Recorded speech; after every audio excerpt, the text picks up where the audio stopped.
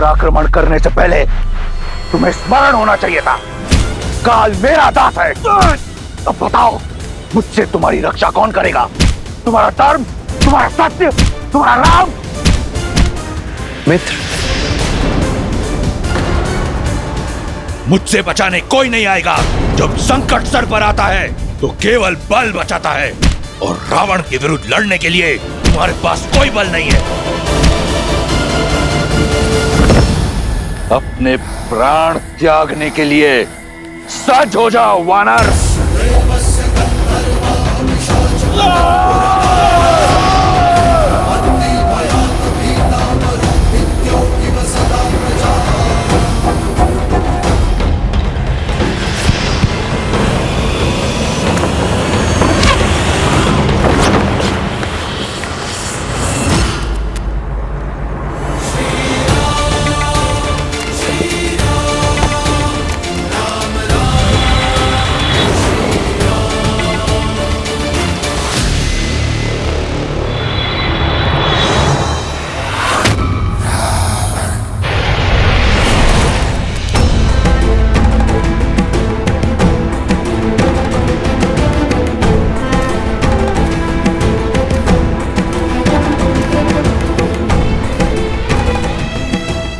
आप एक राजा हैं मित्र, और एक राजा को अति उत्साहित नहीं होना चाहिए।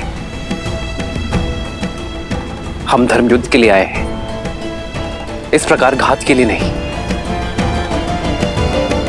आप हमारी सेना के प्रमुख सेनापति हैं। इस अति उत्साह के चलते यदि आपको कुछ हो जाता तो क्या उत्तर देता मैं वानर सेना को? क्या उत्तर देता मैं देवी रूमा को?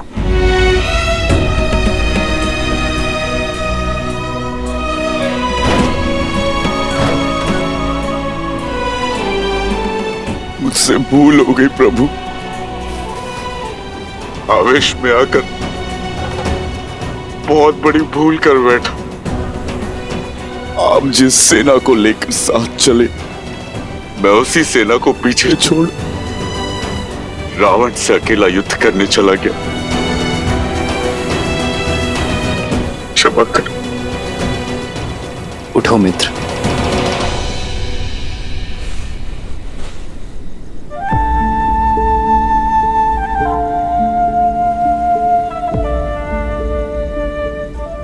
आप इस युद्ध के नायक हैं,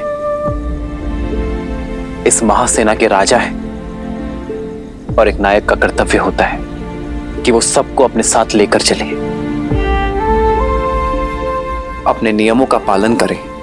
केवल इस क्षण का नहीं, आने वाले कल का भी सोचे। भावनाओं में बहकर भविष्य की सूझ खो बैठा था मैं। रावण पर अचानक आक्रमण करने का दुस्साहस अनुचित है मित्र, किंतु अपनी भूल को स्वीकारने का प्रयास प्रशंसनीय है।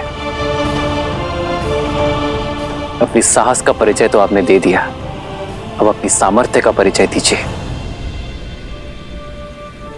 शत्रु के द्वार पर हम खड़े हैं, अपनी वानर सेना का मार्गदर्शन कीजिए मित्र। उनके लिए एक उदाहरण सिद्ध कीजिए, और इस युद्ध में मेरे सहायक बनिए। इतनी बड़ी भूल को भूलकर मुझको अब इतना बड़ा दायित्व सौंप रहे हैं। अपने भक्त को पुनः अपना सिर उठाने का अवसर दे। आप धन्य है प्रभु, आप धन्य।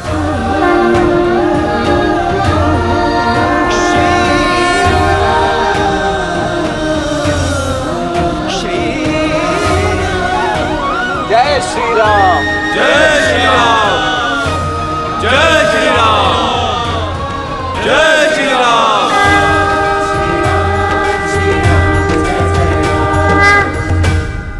मुकुट का स्थान राजा के शीश पर होता है। शुक महाराज, किष्किंधा के राजा को उसका मुकुट लौटा दो। कोई संदेश महाराज? प्रहार के उपरांत ना कोई संधि ना संदेश। क्या? हाँ, सुग्रीव नाम था उसका, दशानन पर भारी पड़ गया था। पूरी लंका चिंतित है। समय है कि लंका चिंता ना करे, चिंतन करे। सोचो, जिस सेना के एक वानर ने लंकेश के मस्तक पर बल डाल दिया था, तो जब उस सेना के नायक स्वयं रावण के सामने आएंगे तो वो क्या करेंगे, तब क्या होगा? कल प्रातःकाल दशानन ने विशेष सभा बुलाई है। मैं वहां जाकर पूरी सूचना लेकर आऊंगी। किंतु सीता, राम क्या करेंगे? जिस लंका को, लंकेश को आज तक कोई नहीं जीत पाया है, वो कैसे जीतेंगे? जिन्होंने सागर को स्वयं मार्ग देने पर विवश कर दिया, जिन्होंने वानरों को योद्धा बना दिया, उनके लिए कुछ भी असंभव नहीं है त्रिजटा। और अब वो कुछ ऐसा करेंगे जो किसी ने कभी नहीं सोचा होगा। प्रभु, आपकी योजना अति उत्तम। आपका साथ और लंका के भीतर की सूचना ना होती तो ये योजना कभी संभव नहीं हो पाती। अब सभी नायक ध्यान से सुनिए। रावण को लगता है कि लंका का चारों ओर सागर से घिरे रहना उसका सबसे बड़ा बल है और हम उसके इसी बल को उसकी दुर्बलता बना देंगे। लंका में प्रवेश करने के 4 मुख्य द्वार हैं: पूर्व द्वार, पश्चिम द्वार, उत्तर द्वार और दक्षिण द्वार। हम लंका तक जाने वाली हर खाद्य और युद्ध सामग्री का मार्ग बंद कर देंगे। लंका का पूर्ण घेराव होगा। ना कोई बाहर से आ पाएगा और ना ही कोई भीतर से बाहर जा पाएगा। इसके हमें 2 लाभ होंगे। पहला, लंका दिन प्रतिदिन दुर्बल होगी और दूसरा, लंका की सेना का मनोबल गिरता जाएगा। प्रभु, कौन सा सेनापति कौन से द्वार पर होगा? पहले वानर सेना को लंका का घेराव करने दीजिए। हम फिर निर्णय लेंगे कि कौन सा सेनापति किस द्वार को संभालेगा। सर्वप्रथम दक्षिण द्वार का घेराव किया जाएगा क्योंकि वहां सबसे कम सुरक्षा है। फिर सेना की एक टुकड़ी पश्चिम द्वार पर जाएगी और बिना समय नष्ट किए सेना की एक टुकड़ी पूर्व द्वार पर जाएगी। उत्तर द्वार की स्थिति सबसे महत्वपूर्ण है और सबसे संवेदनशील भी। यदि वहां से वार हुआ तो हमारी सेना और शिविर दोनों आहत होंगे। इसलिए इसका पहरा सबसे अधिक होना चाहिए। वहां मैं अपना सबसे सर्वश्रेष्ठ नायक भेजूंगा। हम लंका का घेराव करके निश्चिंत नहीं हो सकते। हमारा यह दाव देखकर रावण और उसकी सेना चुप नहीं बैठेगी। इसलिए हमें हर अनिष्ट के लिए सज्ज रहना होगा।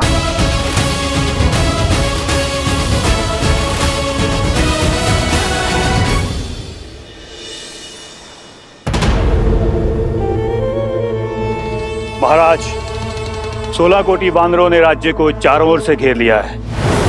सभी द्वार उनके आधिपत्य में है। स्थिति बड़ी ही विकट है महाराज।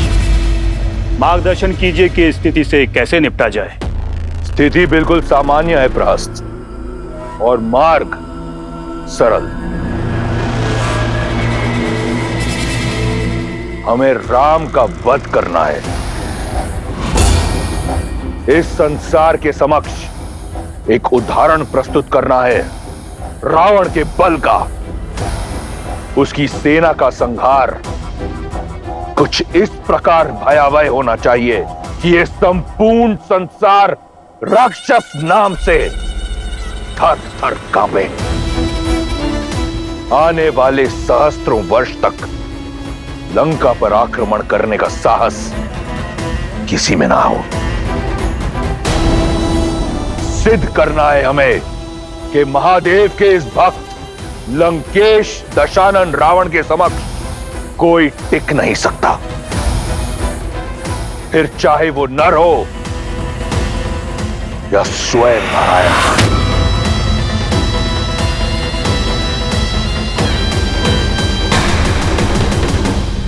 साजोपुत्र,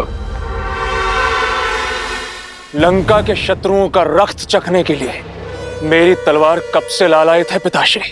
तो फिर लंका के युवराज और मेरे सर्वोच्च सेनापति होने का दायित्व निभाओ। युद्ध नीति बनाओ और आगे बढ़ो। तुम्हारे हर निर्णय में मैं तुम्हारे साथ हूं। राम और उसकी वानर सेना को यह अनुमान भी नहीं होगा कि कैसी काज गिरने वाली है उन पर।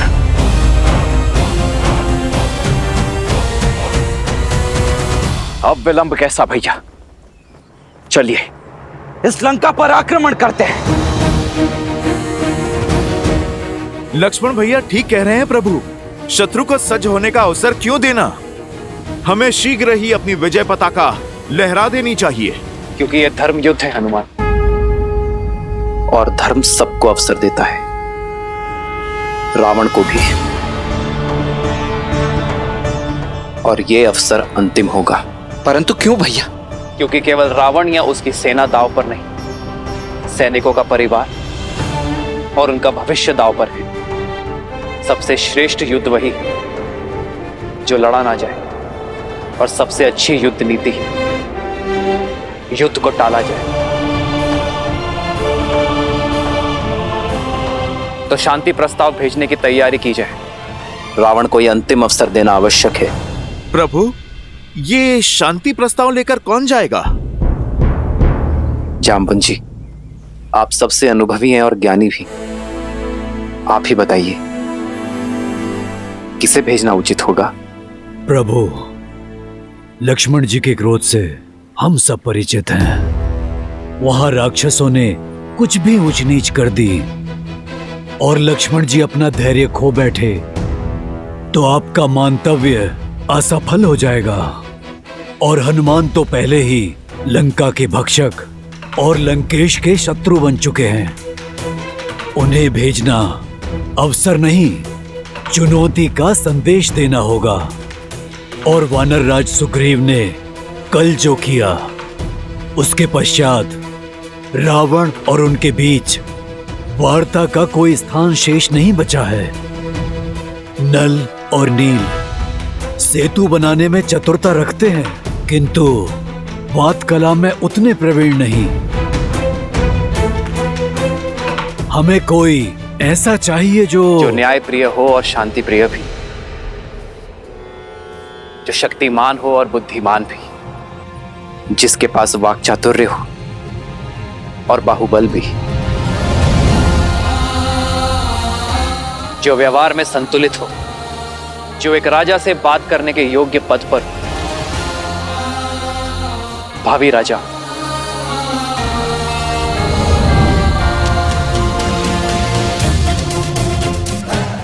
यह अत्यंत ही उत्तम चयन है भैया। शांति प्रस्ताव लेकर अंगद को ही जाना चाहिए। अवश्य प्रभु, अंगद मेरा शिष्य है, उसकी योग्यता पर मुझे पूर्ण विश्वास है। अंगद? प्रभु, मैं सेना में सबसे छोटा और इतना बड़ा उत्तरदायित्व मुझ पर। यह भी आवश्यक है अंगद। शत्रु को ज्ञात होना चाहिए कि इस सेना का सबसे युवा सदस्य भी बुद्धि, शक्ति और नीति में कितना प्रबल है। मैं शांति प्रस्ताव का दायित्व तुम्हें सौंपने जा रहा हूं अंगद। यह कार्य अत्यंत महत्वपूर्ण है और कठिन है। मैं आपको निराश नहीं करूंगा प्रभु। जानता हूं अंगद, मेरी सोच रावण से स्पष्ट शब्दों में कह देना। कह देना यह अंतिम विकल्प और अंतिम प्रस्ताव है। यदि अब भी वो अपनी हट पर अड़ा रहा, सीता को मुझे ना लौटाया, तो युद्ध अंतिम विकल्प होगा और रावण की अधर्म की लंका का सर्वनाश होगा।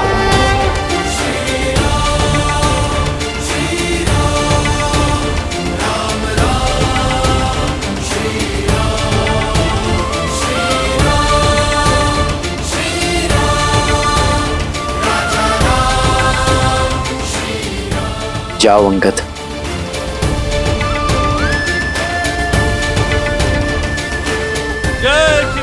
जय श्री राम। अंगद, अपने गुरु का मान रखना। कोई संदेश है हनुमान काका? बहुत धैर्य से काम लेना अंगद। आवेश में लिया हुआ निर्णय अनुचित सिद्ध होता है, किंतु हां, यदि कोई प्रभु श्री राम के विषय में अपशब्द कहे और उनका अपमान करे तो स्मरण रखना, तुम शिष्य किसके हो।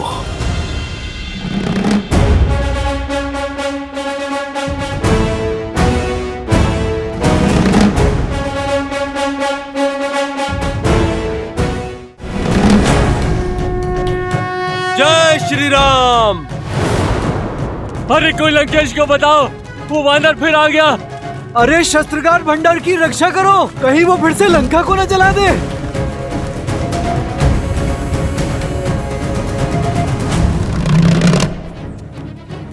योद्धा नहीं, दूत आया है। श्री राम का संदेश लाया हूं। लंकेश तक पहुंचने का मार्ग बताओगे या मैं स्वयं बना लूं?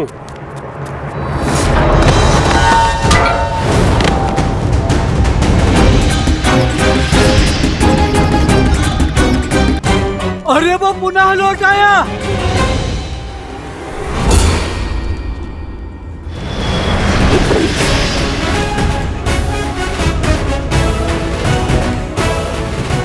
रावण सीधे जाकर दाई मुड़ते ही सभागृह है।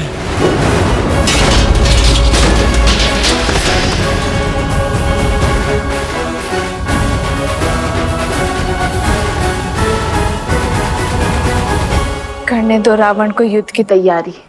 विजयी तो धर्म और सत्य की ही होगी। मेरे श्री राम की होगी त्रिजटा।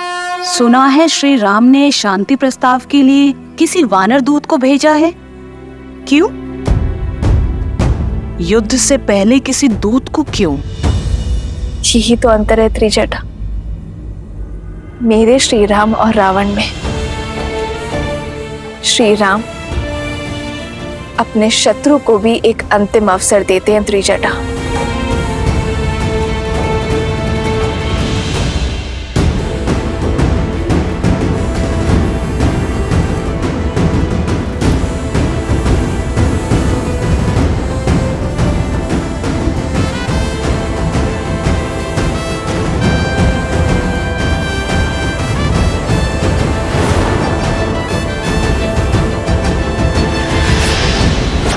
अरे अरे, बैठे रहिए।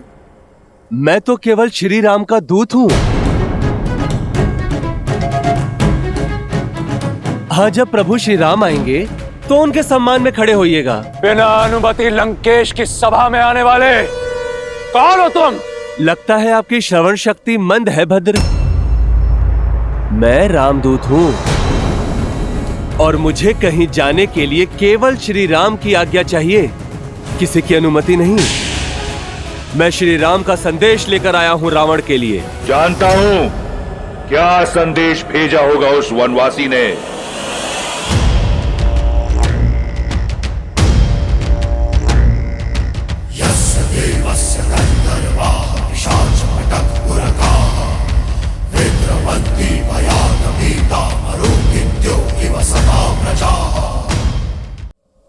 शांति प्रस्ताव भेजा है।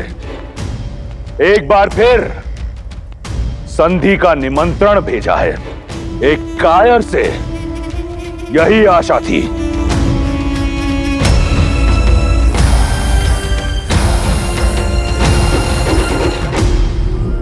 और देखो भेजा भी तो किसे? एक तो वानर, उस पर बालक। प्रतिनिधि प्रतीक होता है भेजने वाले के व्यक्तित्व का। श्री राम के व्यक्तित्व की तो बात ना ही करो दशानन, तुम्हारी सोच से परे है वो। और रही बात प्रतिनिधि की, तो श्री राम ने मुझे यहाँ भेजकर ये सिद्ध कर दिया कि उनकी सेना का सबसे अल्प आयु बालक भी उनका कार्य सिद्ध करने में सक्षम है। और जहां तक बात रही वानर होने की, तो ये वानर उन महाराज बाली का पुत्र है जिन्होंने 6 माह तक तुम्हारा योग्य सत्कार किया था। स्मरण तो है ना? रावण से उपास बालक, यदि मैं चाहूं तो इसी क्षण तुम्हारे प्राण हर सकता हूं, परंतु मैं ऐसा करूंगा नहीं, क्योंकि तुम मेरे मित्र बाली के पुत्र हो, मेरे पुत्र समान, और मित्रों में युद्ध शोभा नहीं देता। कितनी लज्जाजनक बात है कि किष्किंधा का युवराज, किष्किंधा का भावी महाराज एक वनवासी के चरणों का दास बना बैठा है, उस वनवासी के जिसने तुम्हारे पिता की हत्या छल से की। ऐसा तुच्छ कार्य तुम्हें शोभा नहीं देता। तुच्छ तो तुम अपने व्यवहार को सिद्ध कर रहे हो दशानन। किष्किंधा के युवराज को, श्री राम के दूत को अपनी सभा में विराजने का उचित स्थान ना देकर, और मुझे उचित स्थान ना देने का अर्थ है कि तुम मेरे प्रभु श्री राम का अपमान कर रहे हो, और ये मैं नहीं सह सकता।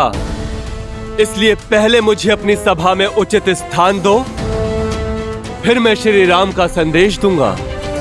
यदि तुम यहां बाली पुत्र अंगद बनकर आते तो तुम्हें स्थान अवश्य मिलता, परंतु तुम यहां उस वनवासी के दूत बनकर आए हो जिसके लिए उसके राज्य में कोई स्थान नहीं था, जो दर दर भटक रहा है।